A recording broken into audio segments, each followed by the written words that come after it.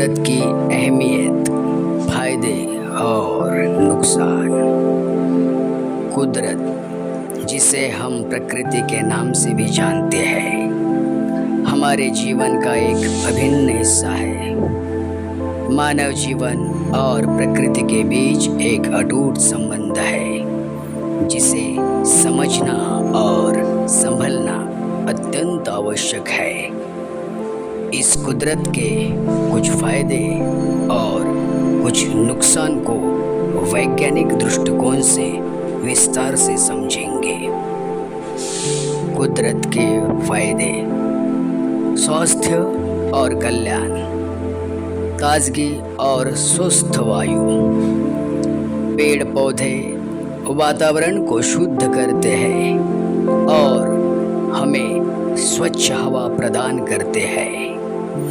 ये शुद्ध हवा हमारे श्वसन तंत्र के लिए अत्यंत लाभकारी होती है। मानसिक स्वास्थ्य: प्रकृति में समय बिताने से तनाव कम होता है, मानसिक शांति मिलती है और अवसाद तथा चिंता के लक्षणों में कमी आती है। कई अध्ययन ये दर्शाते हैं कि हरे भरे क्षेत्रों में समय बिताने से मानसिक स्वास्थ्य में सुधार होता है। जैव विविधता और पारिस्थितिकी। प्राकृतिक संतुलन: कुदरत विभिन्न प्रकार के वनस्पति और जीव जंतुओं का घर है, जो पारिस्थितिकी तंत्र में संतुलन बनाए रखते हैं। प्रत्येक प्राणी और पौधों की अपनी विशेष भूमिका होती है, जो पारिस्थितिकी तंत्र के स्वास्थ्य के लिए महत्वपूर्ण है। पोषण चक्र: प्राकृतिक पारिस्थितिकी तंत्र के माध्यम से पोषण चक्र संतुलित रहता है। पौधों द्वारा सूर्य की ऊर्जा का उपयोग करके भोजन तैयार करना और फिर इसे जीव जंतुओं में स्थानांतरित करना इस चक्र का हिस्सा है। प्राकृतिक संसाधन: खाद्य और जल। खाद्य और जल: कुदरत हमें भोजन और पानी के स्रोत प्रदान करता है। नदियों, झीलों और जलाशयों से हमें पीने का पानी मिलता है, जबकि खेती के माध्यम से हमें अनाज, फल, सब्जियां आदि प्राप्त होते हैं। औषधीय पौधे।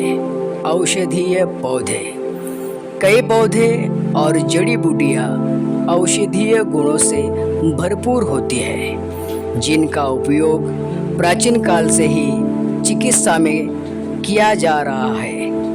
आयुर्वेद और अन्य पारंपरिक चिकित्सा प्रणालियाँ प्राकृतिक पौधों पर आधारित है। आर्थिक फायदे: पर्यटन। प्राकृतिक स्थलों का पर्यटन से आर्थिक लाभ होता है। पहाड़, जंगल, समुद्र तट आदि पर्यटन स्थलों पर लोगों का आना जाना स्थानीय अर्थव्यवस्था को बढ़ावा देता है। प्राकृतिक उत्पाद: लकड़ी, रबर, रेशम, औषधीय जड़ी बूटियाँ और अन्य प्राकृतिक उत्पाद उद्योगों को कच्चा माल प्रदान करते हैं, जिससे रोजगार और आय के स्रोत उत्पन्न होते हैं।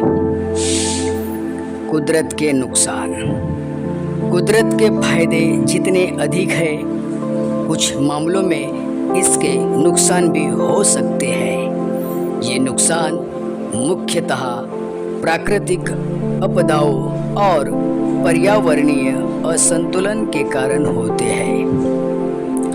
प्राकृतिक आपदाएं: भूकंप।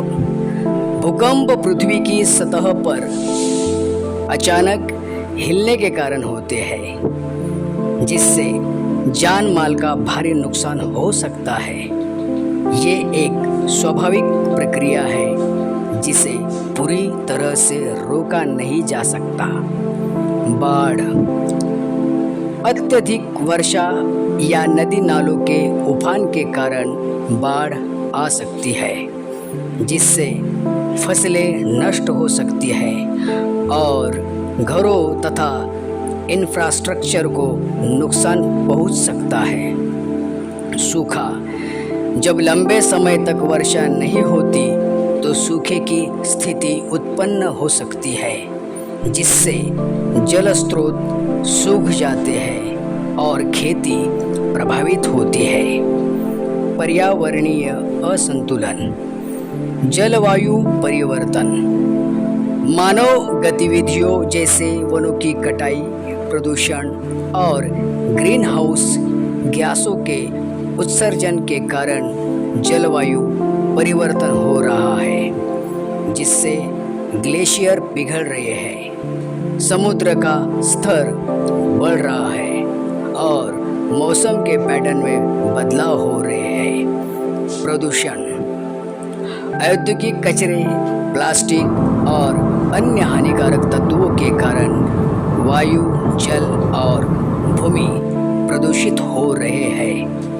ये प्रदूषण जीव जंतुओं और पौधों के साथ साथ मानव स्वास्थ्य के लिए भी हानिकारक है। जैव विविधता का नुकसान, प्रजातियों का विलुप्त होना, प्राकृतिक आवासों के विनाश और जलवायु परिवर्तन के कारण कई प्रजातियां विलुप्त हो रही है। इससे पारिस्थितिकी तंत्र में असंतुलन पैदा होता है।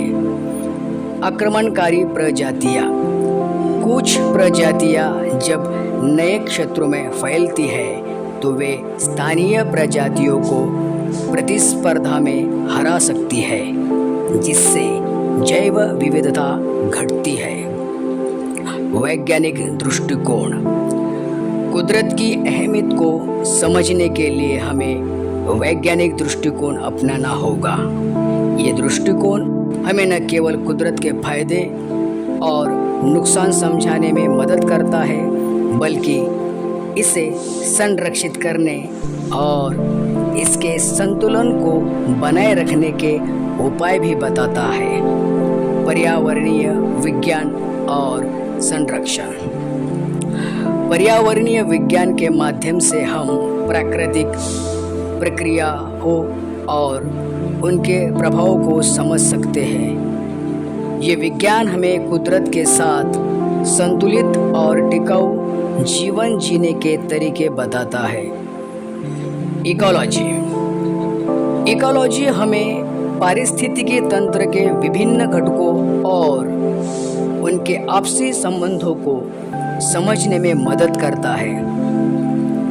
ये हमें ये सिखाता है कि कैसे प्रत्येक प्राणी और पौधा पारिस्थितिकी तंत्र में योगदान करता है और क्यों उनका संरक्षण आवश्यक है। जलवायु विज्ञान, जलवायु विज्ञान हमें जलवायु परिवर्तन और उसके प्रभाव को समझने में मदद करता है। ये हमें ग्लोबल वार्मिंग, समुद्र स्तर में वृद्धि और मौसम के पैटर्न में बदलाव जैसे मुद्दों के बारे में जागरूक करता है। पर्यावरणीय संरक्षण, पर्यावरणीय संरक्षण के माध्यम से हम कुदरत के संसाधनों का सतत उपयोग और संरक्षण सुनिश्चित कर सकते हैं। इसमें वनों की कटाई रोकना, जल संसाधनों का संरक्षण और प्रदूषण नियंत्रण जैसे उपाय शामिल है।